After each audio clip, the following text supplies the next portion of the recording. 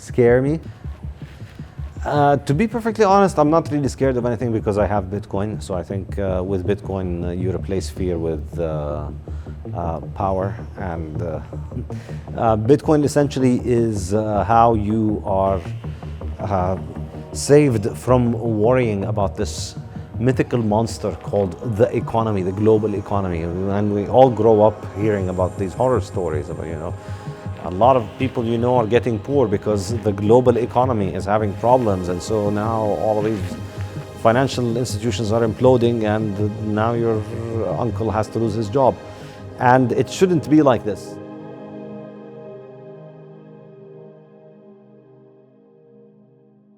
Hello, my name is Saifedean Ammous. I am the author of the Bitcoin Standard and the Fiat Standard and Principles of Economics.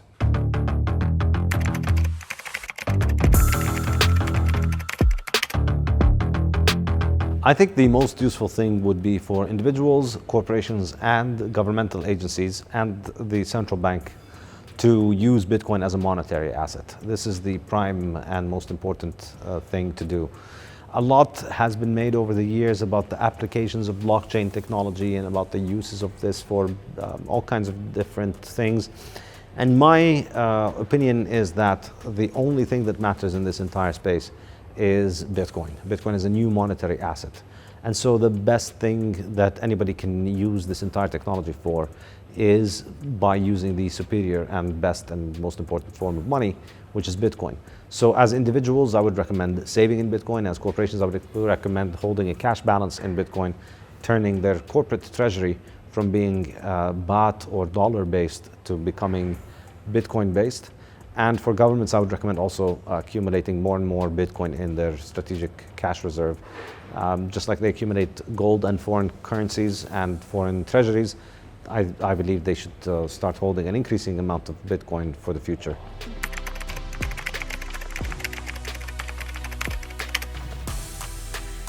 I think the main risk with Bitcoin is the fact that the price is pretty volatile, and so it can decline very significantly, very quickly. And that can be very dangerous, particularly if you put in a very large position. So the smart thing to do would be to slowly ease your way into a large position of Bitcoin by accumulating a growing amount over time. Don't go all in at once because there's a risk of a big collapse. But if you go in gradually and divide it over a plan to accumulate more and more over, let's say, 5 years, then you can build a large position and benefit from the appreciation thanks to holding through these long periods.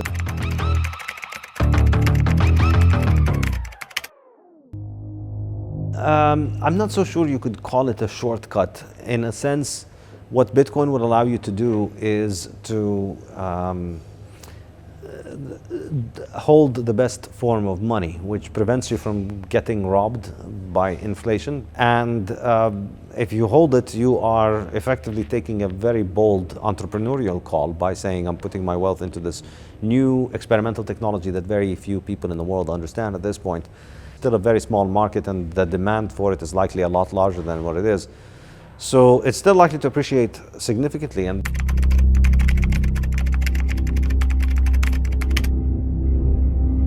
I think the biggest economic problem in the world is always inflation, and I think all other economic problems are essentially just different symptoms of the problem of inflation. That economic problems happen to the extent that the money is being destroyed and manipulated through nefarious forces, and if you can get rid of that, then you get rid of through the most majority of the problems involved with money.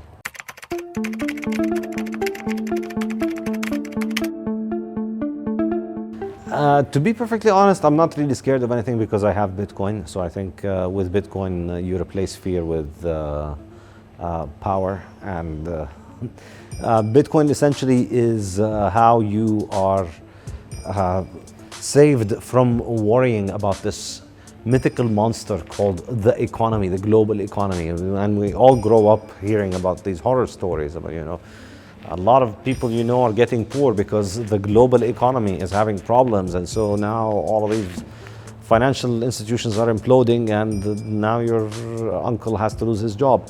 And it shouldn't be like this. And I think the reason it is like this is because of inflation, it's because of the centralization of money. And Bitcoin allows you to opt out of this. And the more people opt out individually, the less of a problem it becomes systematically for society overall. So therefore, I think this is likely to continue to be the case as that more people enter into Bitcoin, and therefore more people effectively protect themselves from this monster that is the economy, which is really just the reflection of the problems of central banking and centralized money control.